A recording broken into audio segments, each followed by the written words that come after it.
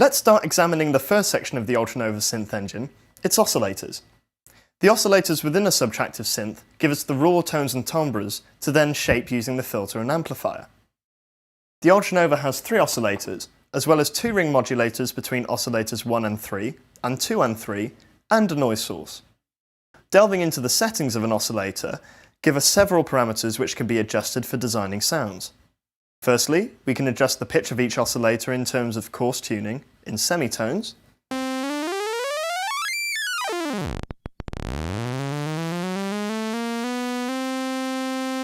and its fine-tuning in cents.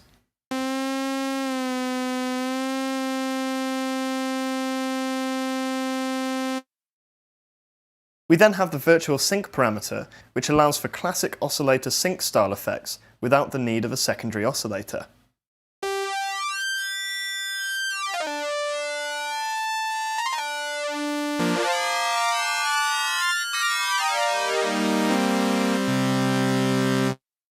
We can then change the waveform of each oscillator on the 4th control knob.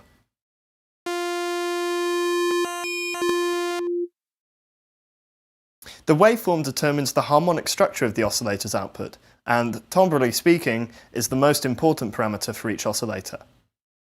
The Ultranova's oscillators can output the typical shapes you'd expect from a subtractive synthesizer: sine, triangle, sawtooth, pulse, and square. In between the sawtooth and pulse waveforms, we have an array of waveforms which combine the sawtooth and pulse waves together.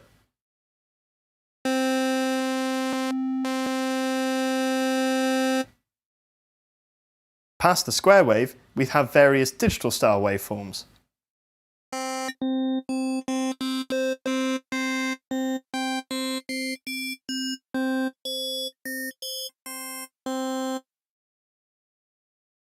These can be useful particularly in emulating other acoustic and amplified sounds, such as basses, electric pianos, reeds, strings, organs and bells.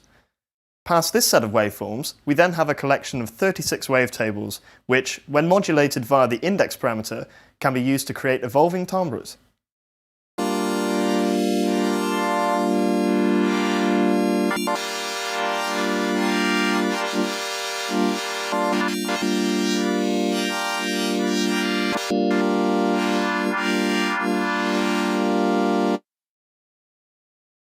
Lastly, an oscillator can be set to the external input, either left or right, for processing external audio through the synth's engine. Next, a pulse width and index control allows for shaping of the pulse and wavetable waveforms, and the hard parameter of each oscillator allows for filtering of each oscillator's spectral content before being fed to the filters.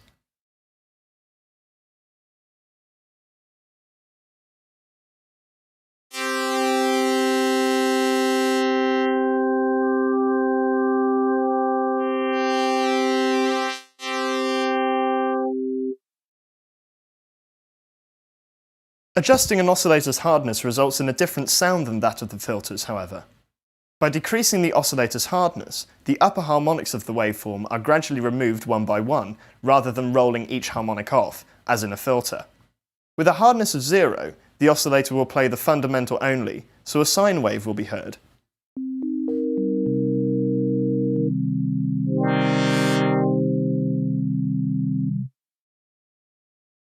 Adjusting the hard control is most noticeable with waveforms which possess rich harmonic content. For example, the effect can be heard very well with a pulse wave, as we've just heard. Next in the oscillator controls are the density controls. These allow the oscillators to mimic the sound and behaviour of several oscillators summed together, in exchange for a few of the synth's voices.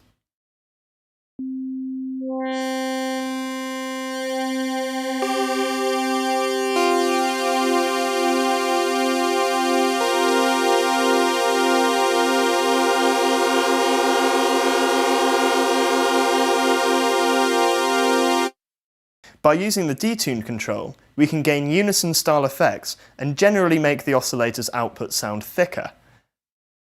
On the next page, we can set the pitch bend range control, which sets by how many semitones the pitch bend wheel will change the pitch of each individual oscillator.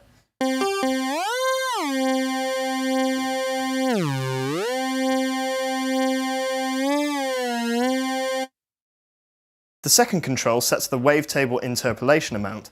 This sets how smoothly the wavetables are scanned through using the index parameter.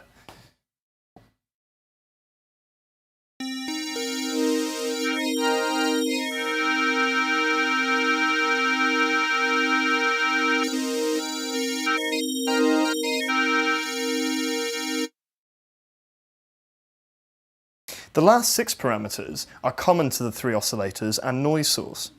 Firstly, we have depth and rate controls for vibrato. The vibrato is paired to the modulation wheel, so the depth sets the maximum vibrato amount at the end stop of the wheel.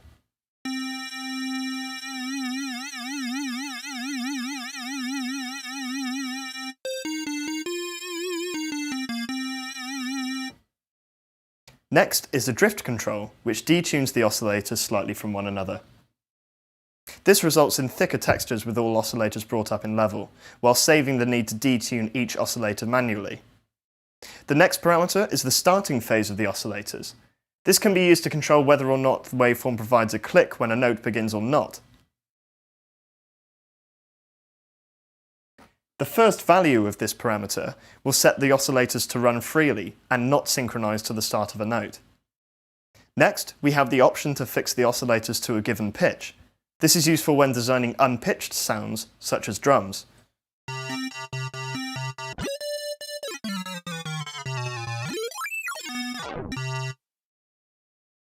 Lastly, we can select different types of noise for the noise source: white noise, high-passed noise, and 2 band-passed types. We can then control the level of each oscillator in the mixer section. Here we have controls for each of the oscillators, as well as the 2 ring modulators and the noise level.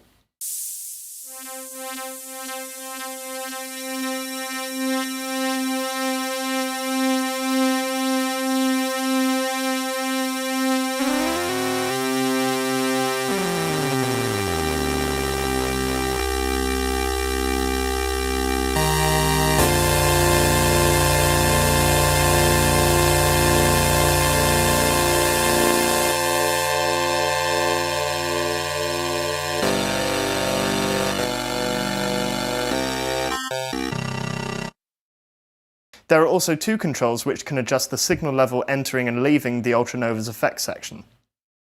By using the oscillators alone, we can already form some interesting and complex sounds.